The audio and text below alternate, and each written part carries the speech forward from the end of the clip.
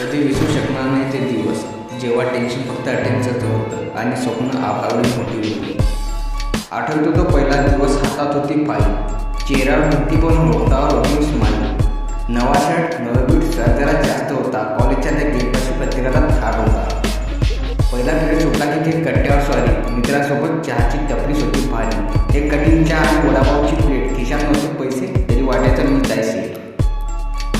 आठवतात मला ते कॉलेजचे दिवस, मित्रासोबत केलेली धिंगाणा आणि मस्ती, ना कसली चिंता ना उद्याची ओढ. ती मैत्री होती साधी पण सर्वात गोड. लास्ट बेंचवर बसून चालले ते गॉसिप, लेक्चरमध्ये डुबकी आणि सरांना मारलेले टीम, असाइनमेंटच्या नावाखाली केलेली ती कॉफी आणि प्रॅक्टिकलच्या वेळी उडालेली आपली झोपही.